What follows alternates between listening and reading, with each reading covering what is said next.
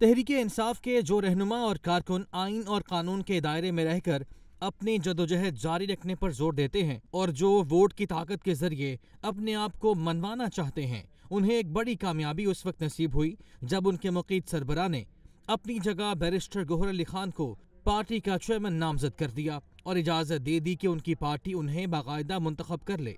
गालिब इम्कान है कि जब आप ये सुतूर इस इलेक्शन पर एतराज़ करने वाले भी मैदान में आ चुके और ऐन मुमकिन है वो इलेक्शन कमीशन का दरवाज़ा खटखटाकर इसे ढोंग साबित करने की कोशिश करें और यूं वो मुस्बत नताइज हासिल ना किए जा सकें जो गौहर अली साहब के इंतखाब से हासिल करना मकसूद हैं। लेकिन ये बात की बातें हैं जिनसे बाद में निपटा जा सकता है। आज की बात यही है कि इमरान खान ने चेयरमैन के मनसब से दस्तबरदारी कबूल कर ली।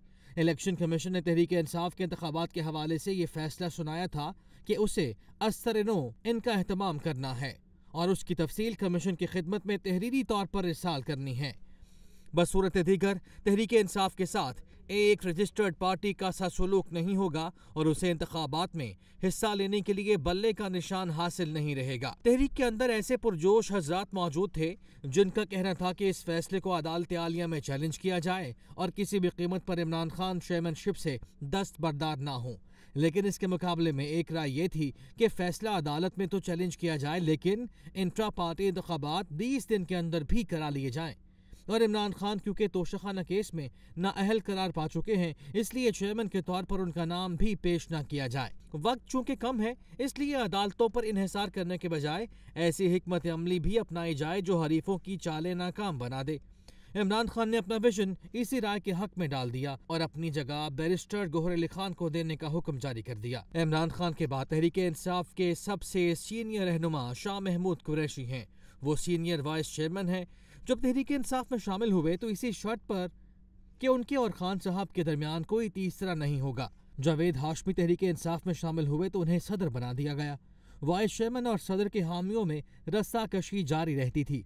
जलसों में जावेद हाशमी के नारे लगते थे तो उनका पल्ला भारी नजर आता था। पार्टी इजलासों में खान साहब के दाएं हाथ शाह महमूद कुरैशी जगह बना लेते, सो उनको सीनियर माना जाता था। जब जावेद हाशमी तहरीक इंसाफ को खैरबाद कह गए तो फिर शाह महमूद कुरैशी ईवान से मैदान तक नंबर 2 करार पाए। खान साहब का जानशीन उन्हीं को समझा और माना जाता था। आम ख्याल था कि खान साहब जब भी इधर उधर होंगे उनका खलास शाह साहब ही फौरन पुर कर देंगे। इमरान खान की सियासत के तेवर बतलाते थे कि उनके साथ किसी भी वक्त कुछ भी हो सकता है, इसलिए शाह महमूद कुरैशी अपने आप को हमा वक्त तैयार रखते थे। लेकिन करना खुदा का ये हुआ कि चेयरमैन और वाइस चेयरमैन बैक वक्त गिरफ्तार हो गए। दोनों यकसा सलूक के मुस्तहिक ठहरे, दोनों हवालाएं जिंदा हो गए। चौधरी परवेज इलाही तहरीक इंसाफ में शामिल हुए तो उन्हें सदर बना दिया गया।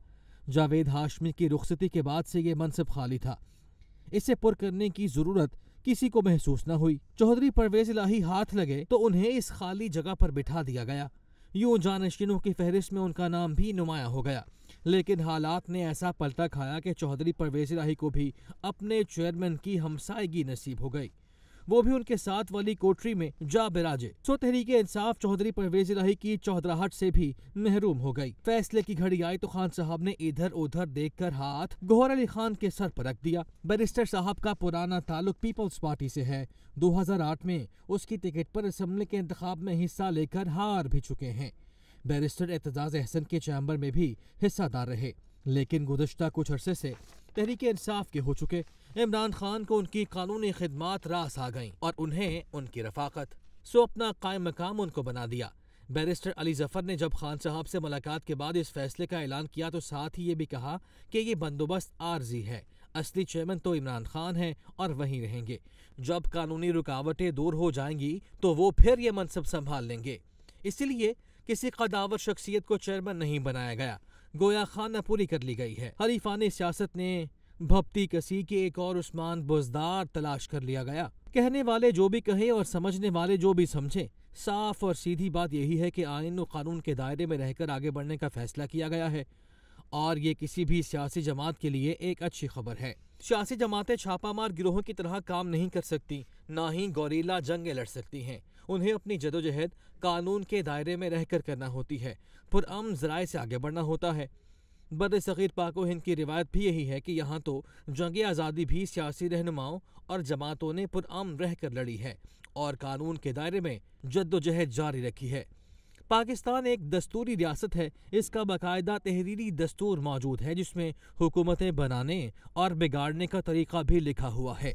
जो सियासी जमातें हुसूल इक़्तिदार के लिए कोशा होती हैं उन्हें इसी तरीके पर अमल करके कामयाबी मिल सकती है। कानून को हाथ में लेने वाले कानून को ये हक दे देते हैं कि उन्हें कैफरे किरदार तक पहुँचाए। पाकिस्तानी सियासत के हिस्सादारान ने कई नशेब फराज देखे, लेकिन उन्होंने कानून के अंदर रहकर ही जदोजहद की है। बड़े बड़े आमरों को चलता किया है। साबिक वज़ीर आज़म नवाज शरीफ की मिसाल सामने है।